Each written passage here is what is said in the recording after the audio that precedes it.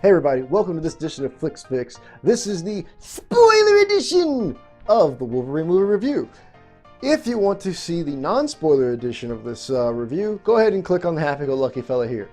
But I have to warn you, you're just going to have to see it to believe it. Get to the intro, if you please. It's time for movie and TV news. Flix Fix with Harold the Film Geek. And we're back. Now, like always, guys, when I do these kind of spoiler editions, I always like giving you options to jump ahead. I normally give you my take on the movie and a bunch of other random things that come to mind. So, please click on any of these things here to jump ahead if you care not to listen to everything I have to say, because this is going to be a pretty long video. Or, if you don't care, then sit back and enjoy, because this is going to be an interesting review. Firstly, when this movie first came out, it was supposed to take place in Tokyo, Japan, which it did, but it didn't do it the way in which they promised us back with the last movie, X-Men Origins Wolverine. At the end of X-Men Origins Wolverine, there were three endings after the credits. One ending was Deadpool's hand walking across the ground and then going over his mouth going shh, and that was supposed to let people think that there's going to be a Deadpool movie, which never happened. And then there was another one where it shows Wolverine in Tokyo, Japan, in actually a bar, and he's just drinking like sake. And then there was a third one which was just like, I was told that it was like an airplane landing and then Logan getting his bags, and you walk outside and you see it's Tokyo International. So basically two of them said he was in Tokyo, and then one was just Deadpool. So knowing that Deadpool didn't come out, and the movie that I saw had the one with him in Japan, it leaves you to believe that the movie's going to take off with him in Japan. Now, in the original Wolverine movie, the X-Men Origins Wolverine, him and Sabretooth are brothers. They're working through things, they're fighting and everything. He has bone claws, which is before he becomes Weapon X, where he gets the adamantium infused into his bones. So, at the beginning of this movie, he actually has bone claws, and he's in Japan, Nagasaki. And for all you history buffs out there, Nagasaki is one of the places that were hit by the atom bomb. The other one was Hiroshima. So, because of that, we know that this bone claw version of Wolverine was in the military during the time of World War II. But in the X-Men Origins movie, the Wolverine character fought in like the Civil War. He fought in World War I, World War II, and I want to say Vietnam. I think he fought in Vietnam. I'm not too certain, and I'm not going to watch that movie again to make sure that one fact is correct. Sorry if I'm wrong. Talk about it in the comments below.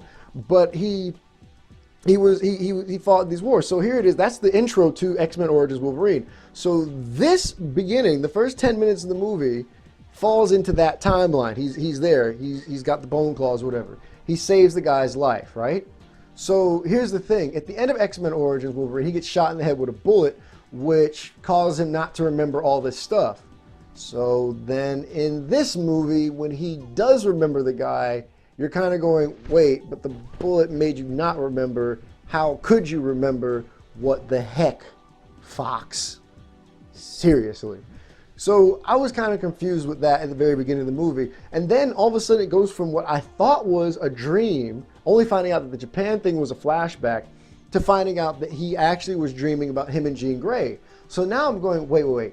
He can't be dreaming of Jean Grey unless he met Jean Grey. So this must be after X-Men Last Stand, which is the third X-Men movie of the original X-Men series. So I'm like, okay, so now he's here. So this Wolverine isn't the Wolverine from X-Men Origins Wolverine, where he's in the Japan and he's drinking sake. This is here. So then why did you end it here when you're over here now? What? So in this entire movie, they don't really reference any of the X-Men. They don't reference anything that he's ever done, period. Only thing that they keep bringing up is Jean Grey coming into his dreams, telling him like, don't you wish you were dead? Don't you wish that you could be with me forever? Why are you fighting it, Logan? Blah, blah, blah. Now, moving on to the next point of the movie, which is actually a weirdly developing plot point. There is a bear that we are to assume that is friends with Logan, because when Logan woke up in the morning, he saw a bear, he looked at the bear didn't maul his face off, so we assume they're friends. Later on, some guys who are out in the woods, whatever, claim, you know, they're gonna go hunting and whatever, and he sees this. Next scene, you see the bear dying, Wolverine takes out his claws and kills the bear, and he feels bad that the bear is going to be dying, blah, blah, blah. Then he goes into the bar, finds the guy who poisoned the bear. Now, here's the thing that kind of confused me. Wolverine tells the guy, and he confronts the guy, you poisoned this bear, right? Because you shot him with a poison arrow, he went crazy, and that's why he mauled your friends and all this other stuff. The guy goes, I didn't use a poison arrow, so Wolverine takes the arrow and jabs him in the hand.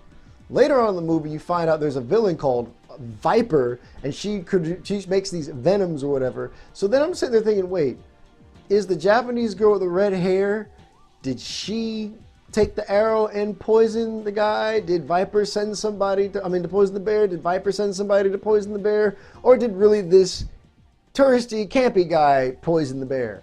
Whatever, I don't care. That's only like a big plot point of why he left what I'm assuming is Canada because of all the advertisements around him.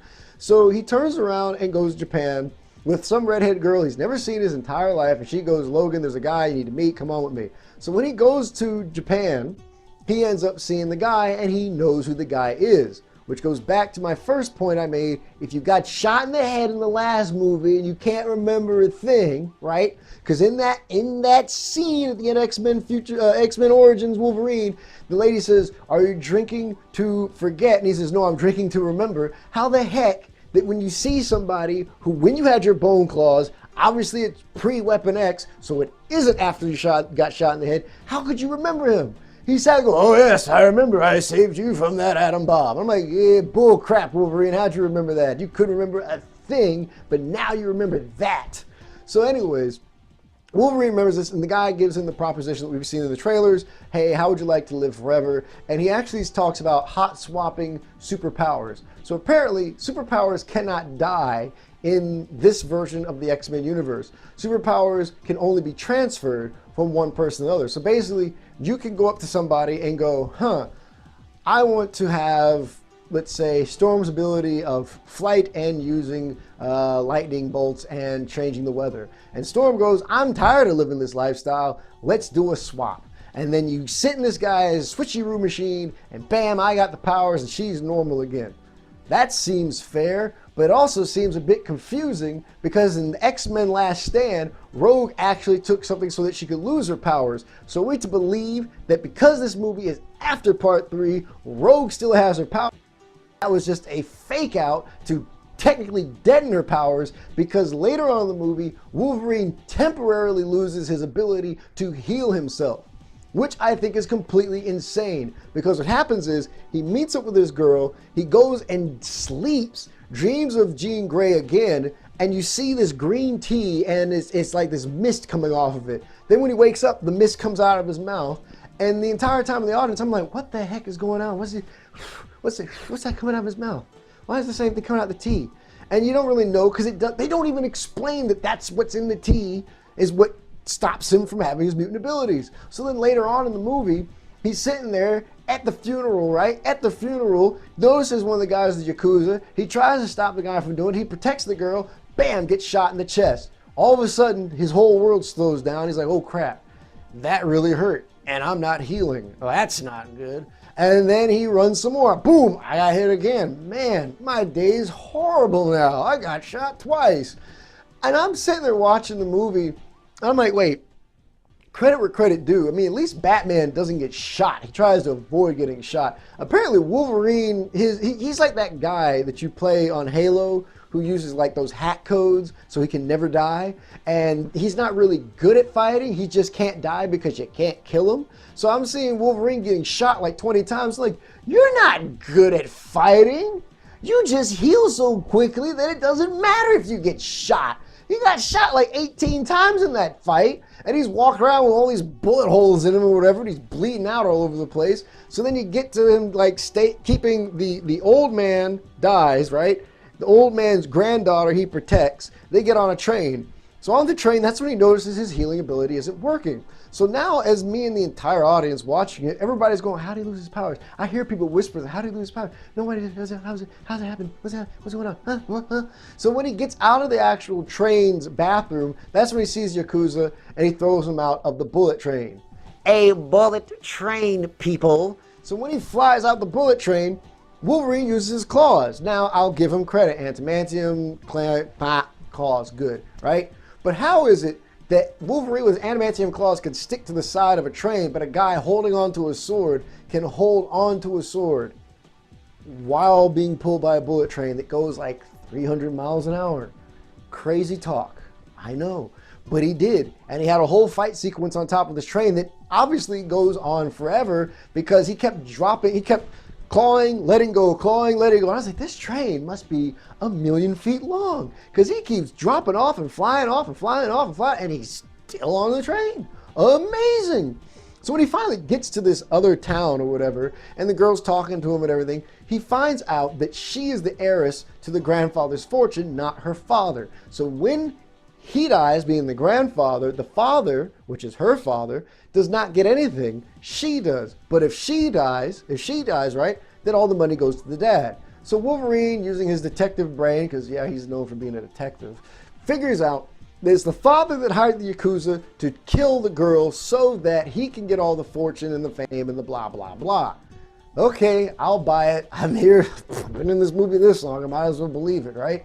So you keep going forward in the Wolverine storyline, and you meet the Viper girl, who is this white girl who is the father's nurse, and you find that Viper has the ability to poison people. And she says, I found a way to slow down Wolverine's healing ability. Not stop it, slow it down to make him a little bit more human, which she thinks will deter him from being a superhero.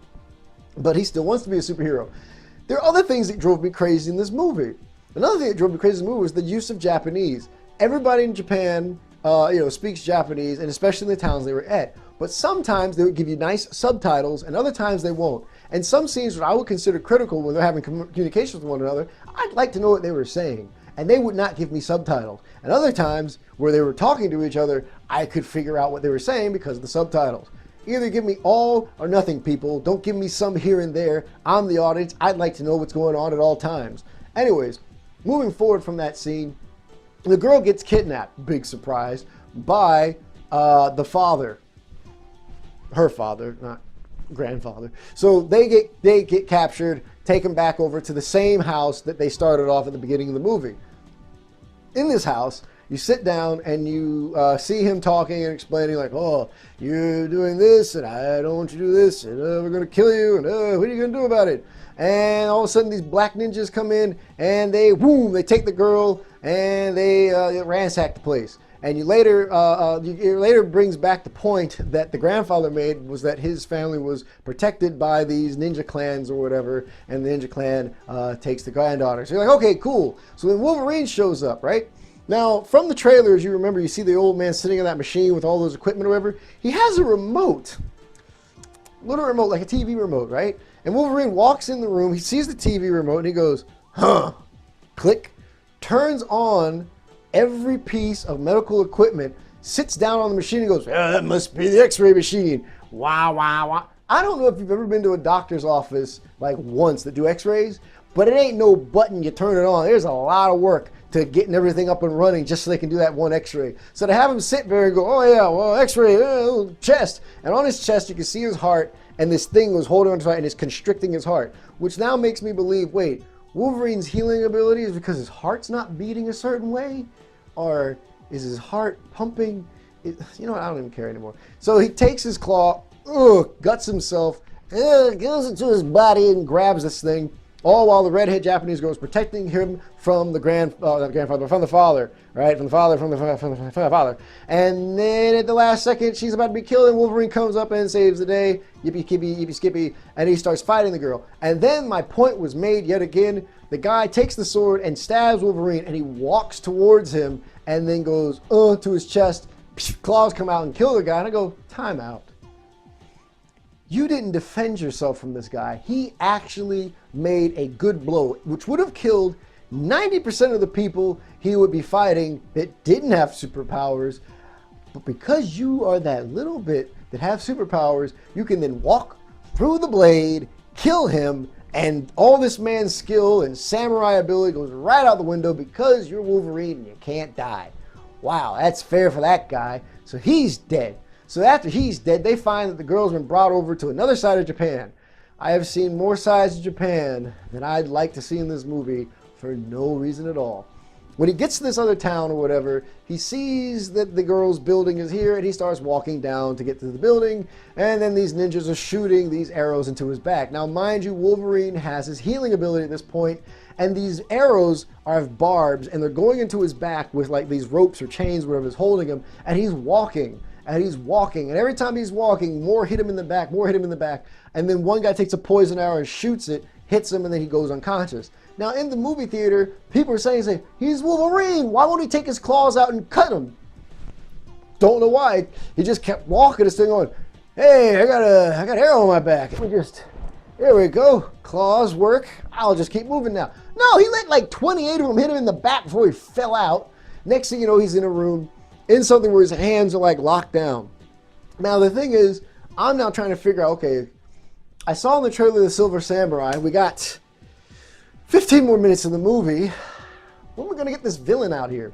And then you see the Silver Samurai in the background. The Viper lady comes up to him, taunts him like, every villain taunts him, and you're thinking, oh, she's the villain. No, she's not. So she taunts him and says, oh, you can't protect her. What are you going to do? Tough guy. Boom, claws come out. As soon as the claws come out, these screws go down into his hands, and she's like, we're going to take your claws. And I'm like, wait. Why? I mean, it was said that the guy had adamantium who ran the company. It was said that Wolverine has these special abilities. He wants to steal his ability of life. Why his claws? Now his claws are coming into play. That doesn't make any sense. So then the Silver Samurai comes awake and he tries to cut off the claws. Wolverine gets saved at the last minute and he gets cut out of the machine. He then fights the Silver Samurai for a little bit with an interesting action-y shots or whatever, falls to the ground, gets one set of his claws knocked out, so he has 3 nubs now in his hand. He fights the Silver Samurai again, boom, side of the wall breaks out. He falls out, decapitates Silver Samurai, and he's got one hand with a claw, one hand without a claw, and he's climbing up the side of the building. As he's coming up to the side of the building, Silver Samurai grabs into the hand that, Silver Samurai comes out, cuts off the claws, what's on the hand that still has claws, then grabs it and drills into the bone that is around, that has the adamantium around it. And then he grabs the other hand and does the same thing. So all this time, I'm like, wait, now what's going on? And then the camera pans up and you can see it's the old guy. He wasn't dead, and the Silver Samurai is an android. I know nothing about Wolverine's origins when it comes to the Silver Samurai. I know that Yoko was his girlfriend, Deathstrike, and she died in movie part 2 of the X-Men movie series. So I know that that lady ain't coming back. But when you see the drilling and the thing, and I'm like, I didn't know Silver Samurai was trying to steal his powers like that. What?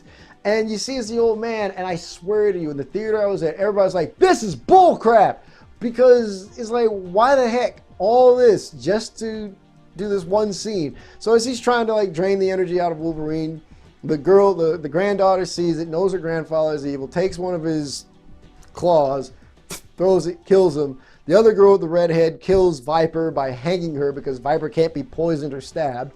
And Viper did this weird thing where she can actually pull her skin off and be another person, but it's the same person with no hair, really weird.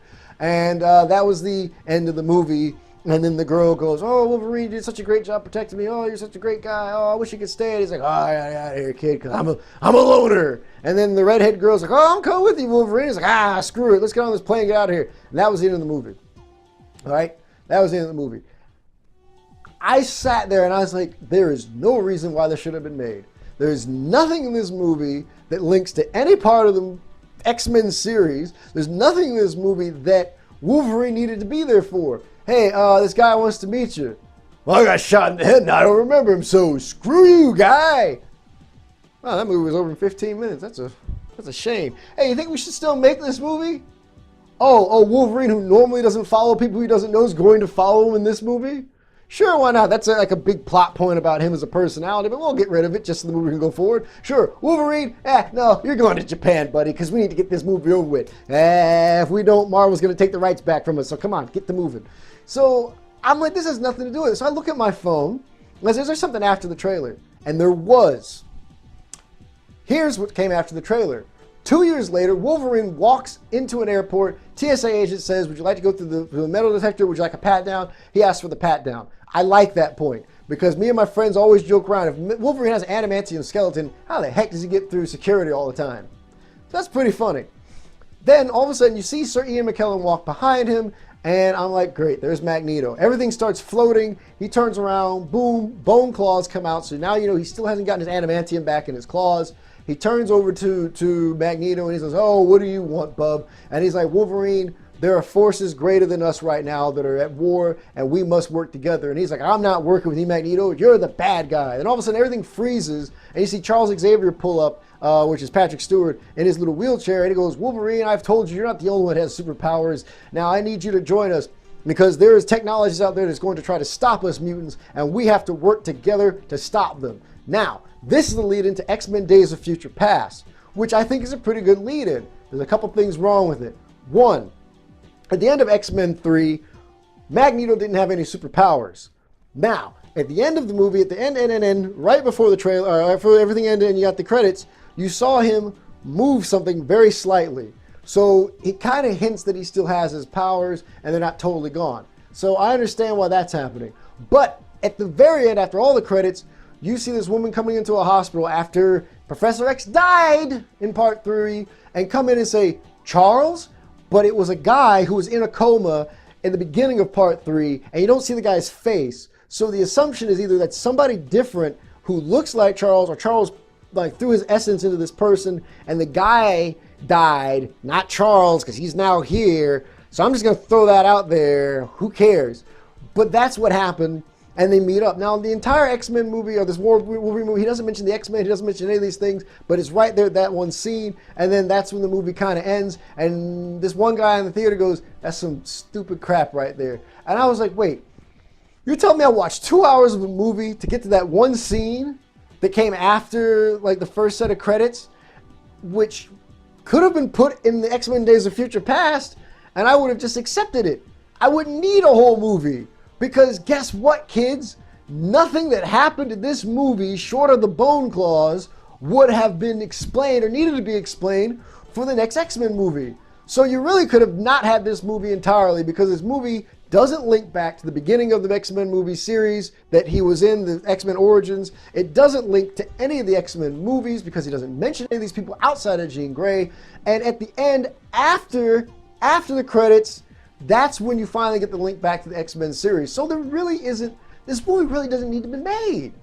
Now, some other things that's going on. This movie is not doing as well as the original movie did. The original movie was making like $85 million, and at the time of me doing this video, they only made about $25 million, which is far short of the glory that the original movie made, but it's doing very well internationally by comparison. So Marvel's like, hey, it's still doing good, and Fox is like, hey, at least we didn't lose all of our money. What I would say for this movie, I was not impressed with this movie at all. I give it a 2.5 out of 5 or a 3 out of 5. Very low on the scale. And the reason is that, one, you didn't really do a successful job merging any of the story arcs from the original X-Men Origins Wolverine to this movie. You tried to set it apart, but because you tried to set it apart, you left so many gaping plot holes open that it kind of just begs the question, like, what the heck is going on here, people? Then on top of that, when you finally do arch everything together, it's after the credits, and most of the people in the theater were gone at that point. So I'm not really a fan of that. Sorry. I'm sure a lot of you guys might have enjoyed the Wolverine movie, but I didn't think it was great. Now, this does not mean there may not be a third installment of this movie, because Fox says that they believe after X-Men Days of Future Past that they could keep the Wolverine going on for at least one more movie, which would then be after Days of Future Past. Don't know how Days of Future Past is going to be because it's not out yet. So as soon as it comes out, I'll give a review for that. But in all things, guys, thank you for tuning in to this especially long episode of Flix Fix as I review the movie The Wolverine. Thank you for watching the spoiler edition. You get a gold star for sitting through all of my ranting and ravings. Let me know what you think about everything in the comments below. And I'm sure a lot of you guys are going to murder me for saying I don't like the movie. But hey, It's my opinion, and I'd like to hear yours. So let me know in the comments below. And all things, guys, if I don't talk to you soon, I guess I'm going to talk to you later. Bye now.